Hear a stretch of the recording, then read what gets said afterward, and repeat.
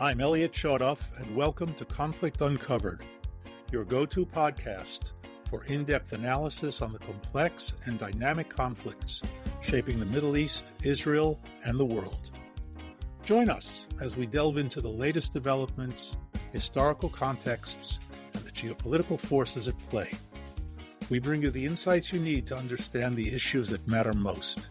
Stay informed, stay engaged, and uncover the truths behind the headlines. Hi, and welcome. It's November 18th, late afternoon here in Israel. And tomorrow, reputedly, Amos Hochstein, the American delegate, ambassador, emissary to Lebanon and Israel in an attempt to shore up and conclude a ceasefire agreement, is supposed to arrive in Beirut to discuss the workings out of an agreement that is apparently mostly there with the Lebanese government. Now, we don't know exactly what it says. We know what Israel has said publicly that it wants. We know what Lebanon has said publicly that it doesn't want. But I want to relate to a few of the issues, some that I've discussed in the past, and I'm just going to mention briefly in passing, and one more important one, and that is, what are the threats that still remain that this agreement is meant to neutralize? So, first and foremost, all of these proposed agreements propose going back to implementing UN Security Council Resolution 1701, which I've discussed in a previous conversation, that ended the war in 2006, the war between Israel and Hezbollah. There's an earlier resolution, 1559, that also calls for peace in Lebanon. This one more to do with the militias within Lebanon. And the implementation of these, on the face of it, are meant to put an end to Hezbollah's armed presence in the south. And the only problem with them is that 1559 refers in general to militias.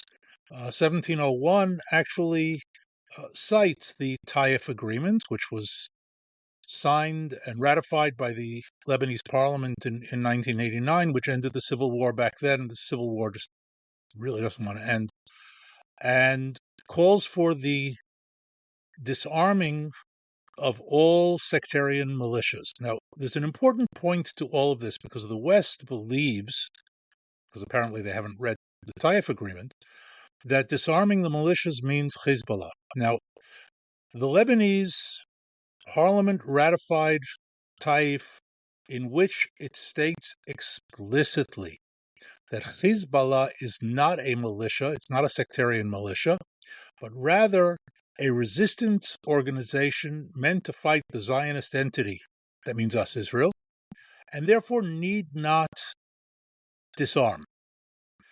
Therefore, all legal references to 1701, which cites Taif, basically mean that the Lebanese government has already agreed, the parliament has ratified, that Hezbollah, by Lebanese law, need not be disarmed. Now, anybody who thinks it's going to happen may be kidding themselves. Anybody who thinks that the law is standing on their side on this is simply wrong. But a more important issue is, what does this mean in terms of physical threat? Given that I have very little faith in written agreements with organizations like Hezbollah that simply ignore them, and with governments like that of Lebanon, which doesn't recognize Israel's existence, so it's kind of hard to sign an agreement with them. So it'll be a 6-way, 8-way, 12-way, ratified by the UN and supported by UNIFIL. Physically, what are we left with? And for that, we need to understand that Israel has faced and continues to face, at least in principle, 3 categories of military threat directly from Hezbollah. I'm not talking about additional threats from militias and from Houthis and from Iranians and from Hamas and Islamic Jihad and all our other friendly enemies in the neighborhood, but from Hezbollah directly. Three levels or categories of threat. And they have to do with ranges, not just intensity. The first threat was the immediate border threat, which has been largely dealt with, if not entirely dealt with, by the IDF and its operations over the past month and some. And that is the threat, first of all, of ground invasion by their assault forces known as Redwan, and basically wanting to do on a grand scale what Hamas did on October 7th, 2023. And for years, that was really the invasion that we feared, and for good reason, along the northern border. And that has been largely dissipated by destroying their infrastructure and driving them back away from the border. They're still capable of launching it, but they would have to launch it from much further away, and presumably, high hopes, the Israeli military, its intelligence, would see it coming and be able to stop it. Although, given what happened on October 7th, we have to leave a bit of a question mark on that. We've also done a great deal of damage to their command structure, to their communications, to their weaponry, killed a number of them, but nothing that's not recoverable. In other words, they may not be able to do it immediately today or tomorrow, but they will certainly rebuild, and anybody who thinks that some sort of an agreement is going to prevent that is kidding themselves. But for the short term, at least, that threat has been lifted. The second threat, which has done a tremendous amount of damage to the communities along the Israeli-Lebanese border, is the flat trajectory threat, namely anti-tank missiles, guided missiles, which are precision accurate. In this case, the Cornet that's being used by Hezbollah, accurate out to about 10 kilometers. And all that requires basically is line of sight. In other words, the person firing the missile has to be able to see the target. And for that, proximity to the border counts, obviously, but also being possibly in a position slightly higher to be able to overlook any obstacles and into the border. And here, frankly, the topography of South Lebanon works to the advantage of Hezbollah, since the ridges that go north from the Galilee and into South Lebanon get higher and higher as you go further and further north. In other words, the ridges of Lebanon are higher in general than the ridges of northern Israel. So even sitting 3, 4, 5 kilometers back, they have the ability to fire anti-tank missiles with accuracy into Israel. That's been greatly reduced, but once the Israeli army pulls out of South Lebanon, that threat comes back, at least in a partial sense, even if they're not permitted to get right up along the border as they have been up until about a month ago, a little over a month ago. That threat will still be there, although on a lower level. The third short-range threat are rockets, heavy rockets, primarily one that's called the Burkan, which carries a very, very large warhead, does an enormous amount of damage, but because of its size, has a very, very short range. In other words, it has to be fired from very near the border to targets that are very near the border, and that threat has been largely removed by the Israeli operation in South Lebanon. So to summarize, the short-term threat, the invasion threat, temporarily at least removed, the flat trajectory threat largely but not absolutely removed, and the short-range rocket threat removed by driving them back and away from the border. Now, it's important to understand that the evacuation of the nearly 100,000 Israelis from the area along the Lebanese border that took place in the aftermath of October 7th was primarily to protect them from these three threats, and mostly from the threat of ground invasion by Redwan, which was feared and legitimately feared, although it didn't take place, might be a quick follow-up to the Hamas attack on October 7th, And the last thing Israel needed at that moment was to be fighting on two fronts, trying to drive Hamas back in the south and protect hundreds of thousands of civilians in the north. So they were evacuated. The army was moved up instead. And apparently, as a result of that and other factors, Hassan Nasrallah, the late and unlamented leader of Hezbollah at the time, probably figured it wasn't such a good idea, and he called off any plans that he might have had to do it. So with those threats removed, or largely removed, will the people go back home? And here I think the Israeli government is making something of a mistake, because having pulled them out, and it had every reason as well as authority to evacuate them, it can't order them back. It's a one-way ticket. The order can be, we're closing this area as a military area, you're out. But they can't say, the government can't say, okay, it's no longer a closed military area, you have to go back. In order to go back, the population has to be convinced that it is now safe.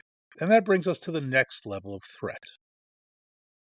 What we've been seeing over the past year, and with increasing intensity over the past couple of months, is what is known as the medium-range rocket threat, what are known generically as Katyushas. It's a later generation of rocket that was designed and developed by the Soviets, by the Red Army in World War II. Still very effective, not terribly accurate, but if you fire enough of them at a large enough target, you're going to do some damage, as we've seen over the past few days in Israel. The Iron Dome takes out a lot of them. It doesn't take out all of them. And whether the Iron Dome works or not, the sirens go off, and as a classic terrorist weapon, it disrupts life for hundreds of thousands, if not millions of people at minimum cost. In other words, Hezbollah can fire 20 or 30 rockets at a cost of less than $1,000 a rocket and shut down a good part of northern Israel for nominally 10 minutes, but it's longer because by the time you get back to doing what you were doing, it's basically an hour of time. So if you do a quick arithmetic of, let's say, 500,000 people and an hour of their time at the price of some $20,000 worth of rockets, the economics works very, very nicely in favor of Hezbollah, as well as creating a sense of insecurity, of changing lifestyle. And I can tell you that there are many families, for example, that won't travel with children, not because of a personal fear, and I can say this for myself. If I'm driving and I come under a rocket alert, I stop the car, I get out, I get into a ditch. If I have my young son strapped into a car seat, that completely changes the time frame and the danger. So, is it a massively lethal threat? No. However, in the short range, it becomes more so. Where I live, the alert threat is 30 seconds plus. On the border, it's 0. It's instantaneous. And that means that people who would be moving back into those communities along the border would be moving back to an immediate rocket threat, which they will probably not be very happy about. Now, it's true, and the IDF has stated this rather emphatically, that in the course of Air Force strikes as well as ground operations, they have eliminated about 80% of Hezbollah's medium-range rockets. Now, given that they started with about 150,000 by IDF estimates, and I believe they had more, but let's use the IDF estimates for our purposes. If they had 150,000 to start with, that means they still have 30,000 operable. That's more than they had at the outset of the war in 2006. In other words, the rocket threat has not been lifted from the northern border and from northern Israel. Further, the IDF readily states that they haven't eliminated all of the others. In other words, of the 80%, Some are not destroyed.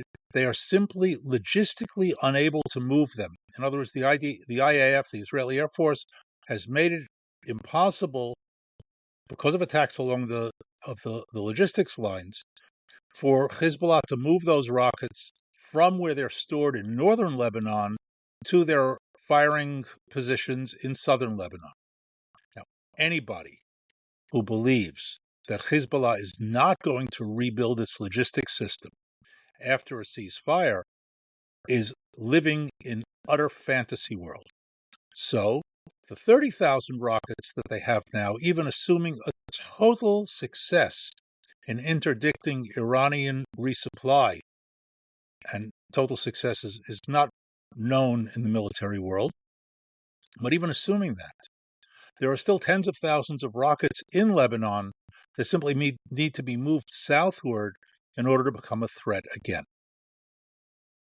The third threat is the long-range threat, what they call the precision missile threat, the ballistic missiles, which the Israeli Air Force has largely taken out, and they take a while to set up, which gives a significant amount of time, given intelligence on the Israeli side, to interdict them before they actually launch them. This happened a couple of times in the past few months. So the real remaining threat on a large scale are the medium-range rockets, and in the short to immediate future term, the ground attack, flat trajectory, and short-range rocket threat to the communities along the north. Israel demands in the agreement, or at least this is what's been made public, freedom of action. If the agreement is violated and the supervising powers, whoever they may be, America says it should be the U.S., France, Britain, Germany, and some unnamed Arab country.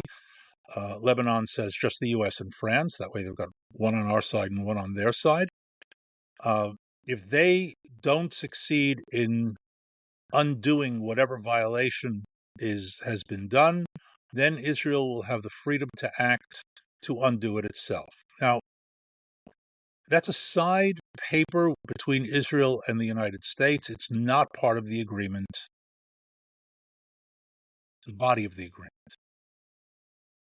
So what leaves us is a lot of wishful thinking, a lot of hope, a lot of belief that what's written, as in the Taif agreement, will be ignored, and what's written in other places will be reinterpreted in Israel's favor. Frankly, I think this is very, very thin ice over which to roll a country. And as in many of the things that I've analyzed over the past year, here's one where I will say I hope I'm wrong, but as it looks at the moment, the agreement that we're looking to conclude in the next few days is a very poor, very weak one that leaves Israel open to attack in the not-too-distant future from the same characters that we've been fighting for many, many years, and most intensely for the past year and recent months. So, on that happy note, stay safe, stay engaged, stay connected. Once again, it's November 18th, late in the afternoon here in Israel. Thank you for listening to Conflict Uncovered. As always, it's been another rough day in the Middle East. We hope you found this episode insightful and engaging. If you enjoyed this episode, please subscribe, share and recommend with your friends, and review our podcast on your favorite platform. For more in-depth analysis and exclusive content, join our community and follow us on social media. Stay tuned for our next episode as we continue to explore the critical issues shaping the Middle East and the world. Until next time, stay informed and stay safe.